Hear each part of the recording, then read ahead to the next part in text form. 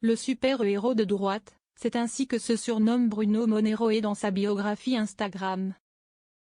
Le chanteur, finaliste de la Nouvelle Star en 2006, se présente ainsi comme un catholique, conservateur et anti-woke, pro-Israël et ami des Juifs et assume pleinement sa pensée nationaliste.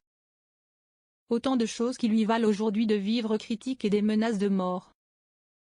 Bruno Monero est menacé de mort. Menacé par ses détracteurs, Bruno Monero ne compte pas se taire pour autant comme il le clame dans le dernier numéro de Public. S'il a gagné en exposition médiatique depuis ses propos polémiques, il affirme avoir également beaucoup perdu. Chaque jour, je lis qu'on veut s'en prendre à moi, à mes parents, qu'on va me retrouver et me faire la peau.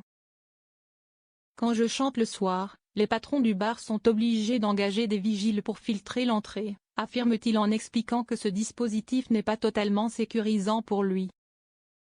Qu'est-ce qu'un vigile peut bien faire face à un homme armé? Je ne crains pas de mourir pour mes idées, je m'inquiète juste de savoir qui prendra soin de mes parents s'il m'arrive quelque chose. Seule ma foi me console, ajoute celui qui défend publiquement Israël dans le conflit avec la Palestine. Quand j'étais petit, je n'avais pas de camarades, uniquement des amis imaginaires. À la récré, quand je prenais des coups, personne ne me défendait. Israël me rappelle cet enfant à qui tout le monde s'en prend et que personne ne défend. J'entends pro-Palestine partout.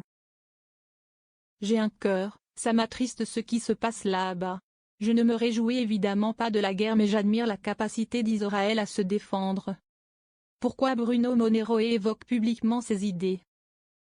Cet aspect très politique n'était pas présent avant sur le compte Instagram du chanteur.